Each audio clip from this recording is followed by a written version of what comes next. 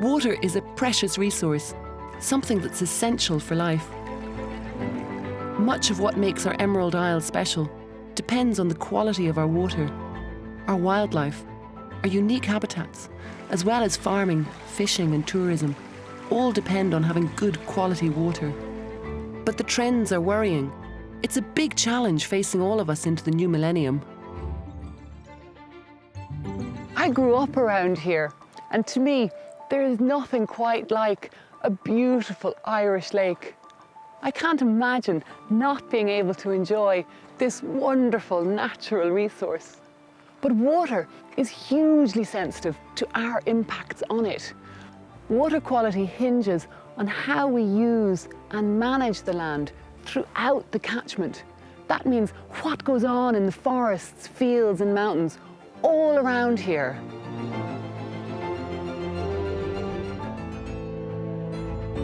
With almost half of Ireland's rivers and lakes found to be polluted, and our pristine waters nearly all gone, what can we now do to save Ireland's natural water systems? For the first time in a long time, I have some hope that we will start to reverse the decline.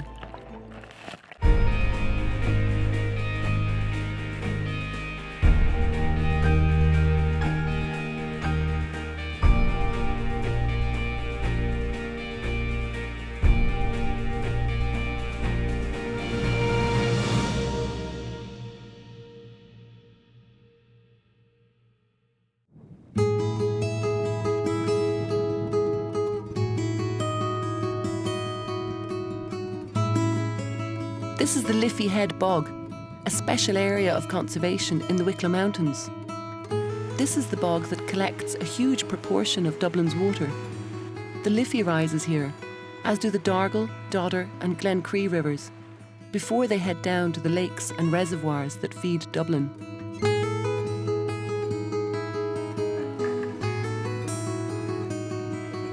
Sinead, this is just a gorgeous spot. We're up at the headwaters of the River Liffey here. It's absolutely stunning. We're up at the Sally Gap, and it's amazing when we look around to think that this is the top of the Liffey and eventually it will come down to Dublin and supply Dublin's water. This would be the upper reaches of the catchment, and a catchment would be all of the land that drains into a river. You could imagine it almost like a basin, a landscape equivalent of a basin, collecting all the water and channeling it into the river. And what kind of challenges would it face when it's really, really clean and pure right up here in the mountains and then it goes off down into the landscape? But as we go down into the more inhabited areas, you're looking at houses, septic tanks, some forestry, and of course agriculture. And then you get into the more urban areas and the bigger industrial discharges. So the river is subjected to more pressures the further down the catchment it goes, the closer to the sea. To help us improve and manage water quality across the state, the Environmental Protection Agency has mapped out Ireland into nearly 600 sub-catchment areas. This is to help communities relate to their water catchment, get a grip on the challenges, and play a part in coming up with their own solutions.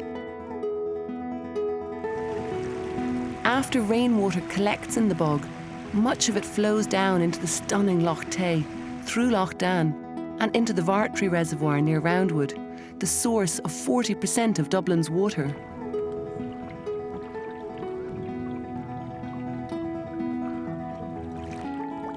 How are they doing in Ireland now? So approximately half of our rivers, lakes and our estuaries are in good status. But of course the flip side of that is that half of them are not in good status, and that generally means that they're not as healthy as they should be, that they're polluted.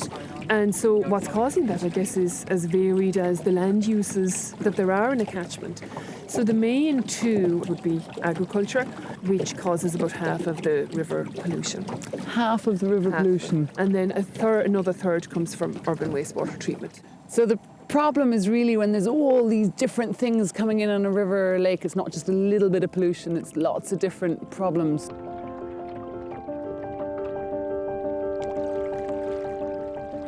This is lovely because, Fred, we don't have an engine here, only an electric engine.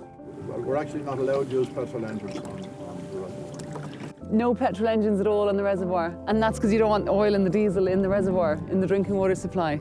It's brilliant. It's also really lovely because it's so quiet.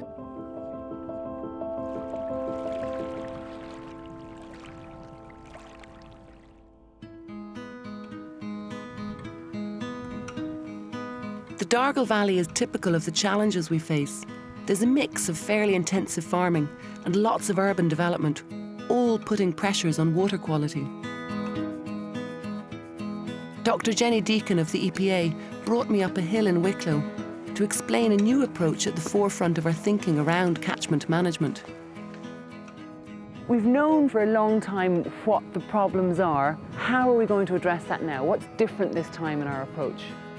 I think it's fair to say that up until now we've tended to take a very one-size-fits-all approach. We're relying really heavily on the legislation. Realistically, the solutions have to come from the ground up. We really need to get communities much more involved in taking a share in their landscape and understanding how it works and really being part of finding the solution. We have a new Waters and Communities office now, which has 12 water catchment officers that are dotted all around the country, and their role is to help community groups come together to find solutions and ideas for how they can better help their water quality in their local stream or their local lake or their beach. And can they also feed in? Because often there's local knowledge which the monitors or the authorities won't have. Can they input that as well? The local knowledge and experience that the communities have about their local stream and lake is really important to bring back into the process, because local people often have the solutions and they have to be part of the solutions if they're going to work. The EPA's new approach includes a website called catchments.ie, where communities can get the support they need from community water officers to get involved in looking after water in their area.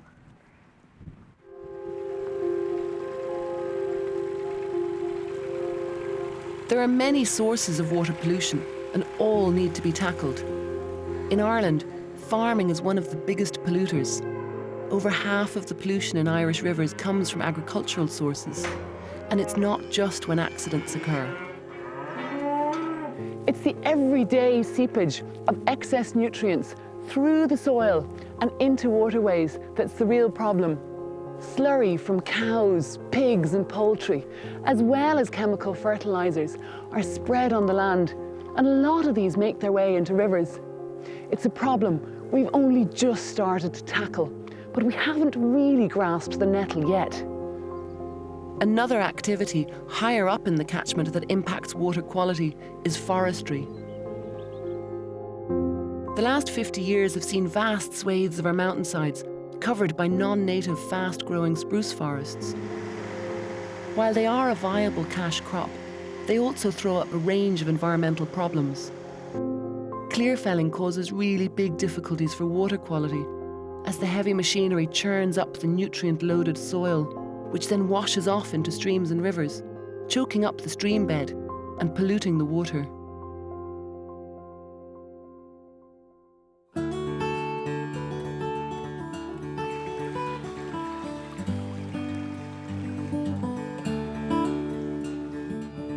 One way to alleviate pollution from farming and forestry is to create permanent wooded buffer strips in the riparian zone along waterways.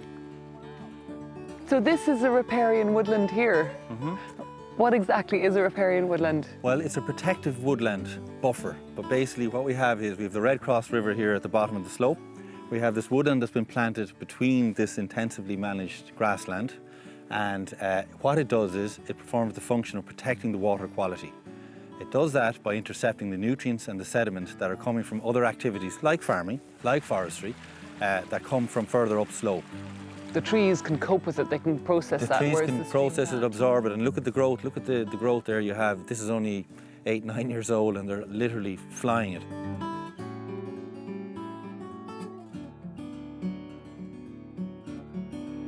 And Declan, what kind of trees are planted up here in the riparian zone? Well, we have oak, birch, alder, ash and some cherry. They're all native trees then? All native trees. And as well as having a really good function for water quality, I mean, this is a lovely place. It's gorgeous. Oh, it's superb. Full of wildlife. Full of wildlife.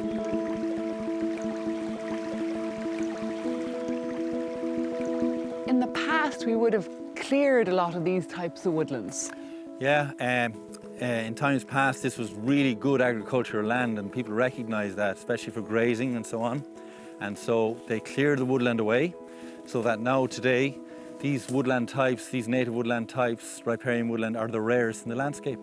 There is now a measure under the Forest Service Native Woodland Scheme where you can now get paid to plant, fence and manage these woodlands. Then they're a permanent landscape feature. I mean, they're here long term to protect the rivers. Exactly, and the fact that they're there in the landscape in terms of the visual aesthetics as well, and our tourist industry and ecotourism, they're very important because from a visual perspective they're very beautiful and they follow the natural contours of the landscape. They follow streams and rivers.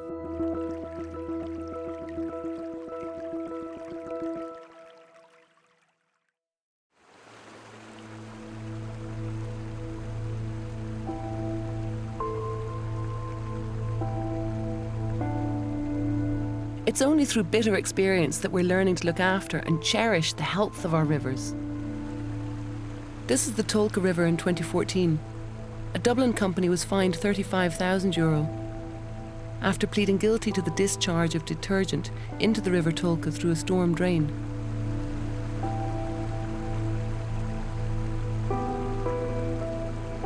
Inland Fisheries Ireland, who had to clean up the river, reported that 5,000 fish, including brown trout and sea trout, were killed. Thankfully, the river is starting to recover, and fish are appearing once more in that stretch of the Tolka.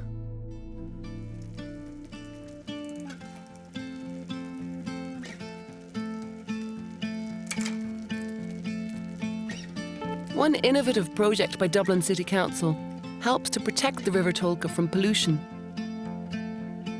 These are the Tolka Valley constructed wetlands. These 3 artificially constructed ponds have been key to the renewal of the river, as well as making this area into a wonderful amenity parkland. Marianne Harris, who led this project, tells me about how the constructed wetlands work.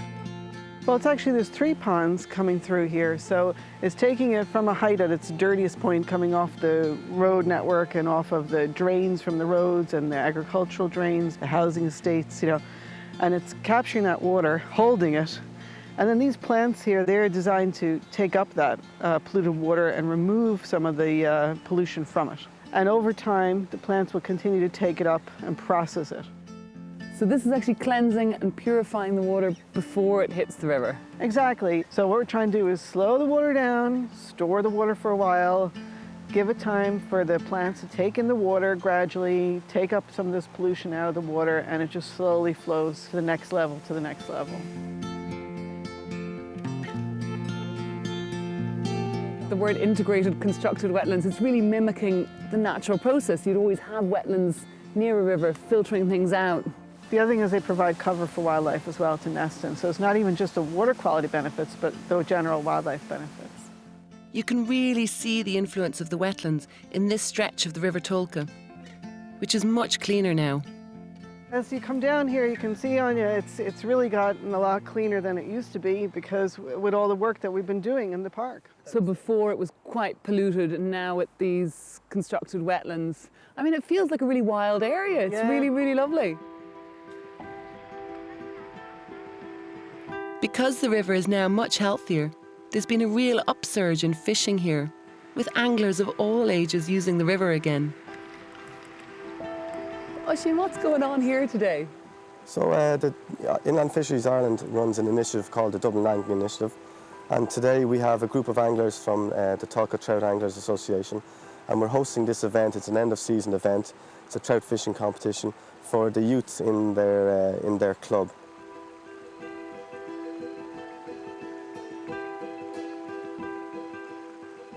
What do you have in here, Oisín? Flies. Flies? No way, there's loads of them. Janie Mac. So the fish... I'd say this would be good. You reckon that'll be good? You want to try that one?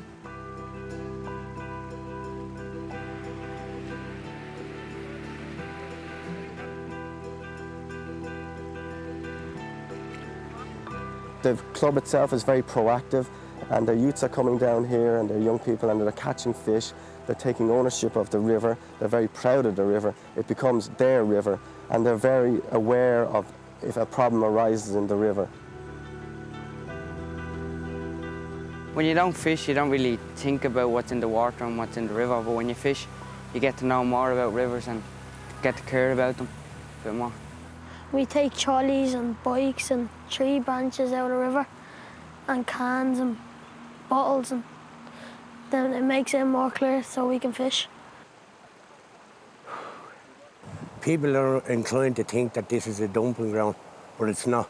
It's an environmental project for kids that they can come down here, chill out, do a bit of fishing, go home and then have a little chat with each other. All right, caught this many trout, and I got that many trout. It could be a lie, but there is fish there. And what's the quality of the water in this river like now? Well, the water quality is better than what it was before. It's not where we'd like it quite yet, so still a lot of work to do. And what is there to improve, and how are you going to go about that?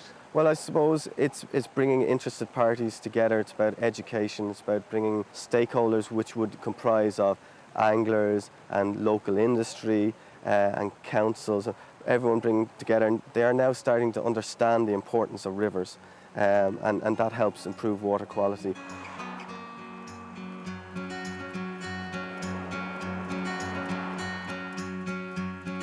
There seem to be projects popping up all over the country where people are getting involved in how they manage their environment. Citizens are finding out what's in their area, monitoring wildlife and looking at water quality. There's a real change happening in how we manage our environment, and it's coming from the bottom up.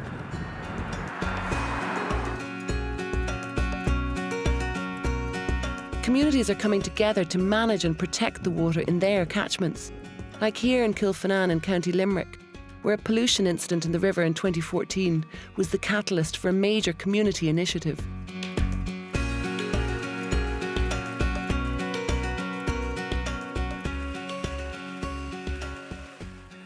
And you're bringing me to see the source of the River Luba.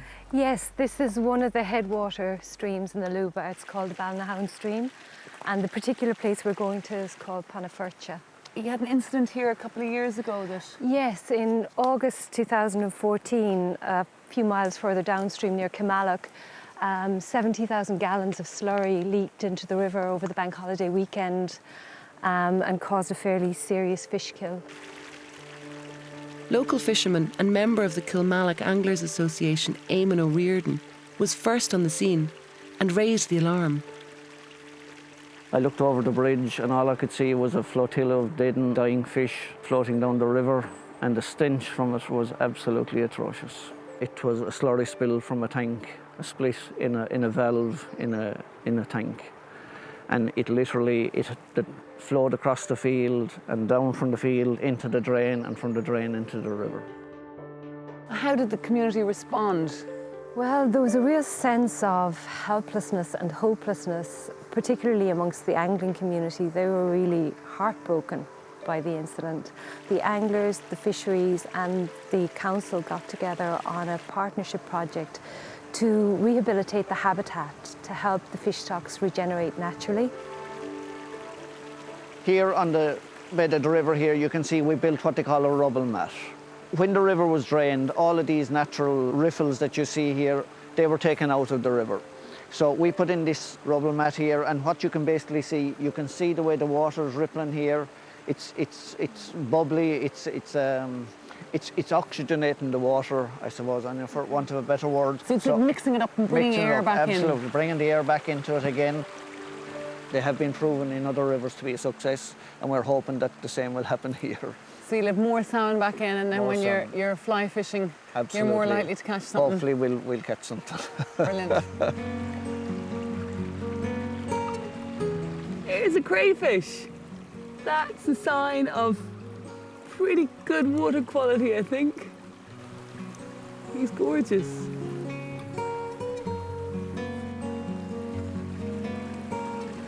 Sorry, little fella. I hope you're okay. What's the long-term approach to protecting this river and the whole catchment? Well, I think the key to it is the Rivers Trust, which is very much a community initiative where the local community will get the chance to voice their vision for the river and hopefully become empowered to do what they think needs to be done to protect the river and to deliver good outcomes, not only for the environment, but for the local community, for the local economy, for everybody really. Rivers Trusts, it's such a clever approach and it's so obvious. It's about the people who live in the catchment, the people who really enjoy a clean, healthy river, taking charge of the quality of the water in their own catchment. Now that's the way of the future.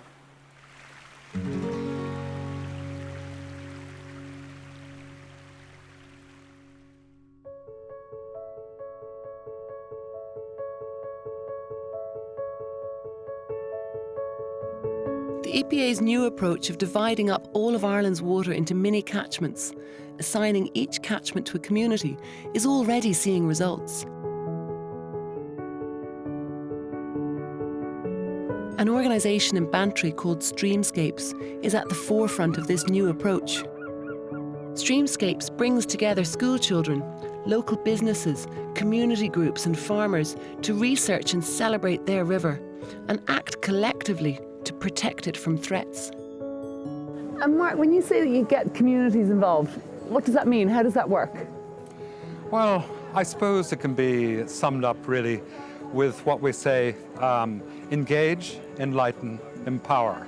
Going to the schools or engaging with farmers or with, say, tidy towns, rather than Brussels or Dublin or people in windowless offices telling farmers what to do or whatnot. Ask the farmers, what can we do to improve water quality? Let them come forth and make the plans. Because if they co-author the plans, they're going to own the plans and they're going to be in a position to contribute expertise. Today, the Streamscapes project is working with 6th class students from the local primary school. By taking samples and examining invertebrate life, they can measure the health of this little stream. Here we've got the plants and we've got rocks. We've got lots of mixed stuff that the creatures are going to like living in. So if you just loosen it up and sweep it up, trying not to get too much sediment, and then we can take a look, and I can already see there's things wriggling around inside the net. You got a snail? Yeah, snail. Where is it? Oh yeah, little tiny spirally snail. Oh, there's something there. The water beetle. There's a water beetle. That's good water quality, isn't it? Yeah, I'll put it in. I just love doing this kind of thing. When I did this when I was in school, I went on to do this in college. This is the kind of thing, finding out what lives where, how it's adapted to live there. It's like detective work into the natural environment. That's what made me go and study science. It's great to see these girls out doing it at this age. I suppose what we're trying to do is create a sense of wonder, and we hope that that wonder translates into wanting to kind of cultivate a sense of voluntary stewardship of these wonders of waters and wildlife. And do you get the adults into the stream as well, looking for invertebrates? Oh, we get everybody we can from 8 to 80 into the stream. We're part of a much wider effort. You know, EPA, department, there's these new 3 tiers. Everybody's going at this. Everybody's pulling out all the stops and doing all they can.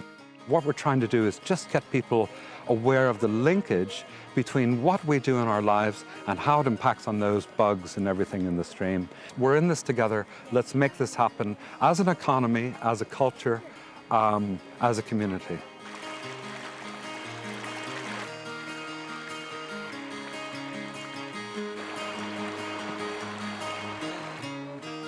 Half of our waterways are polluted. That's the official statistics. Now, I don't know what you think, but I don't think that's good enough. Citizens and communities need to come together as guardians of this resource. We need to work collectively to protect our shared and common waters. As Mark says, we're all in this together. There's a new National River Basin Management Plan being developed. And because this is something that affects us all, there's an opportunity now, until June 2017, for everyone to give their views on how we meet the challenges ahead. To find out more, check out catchments.ie.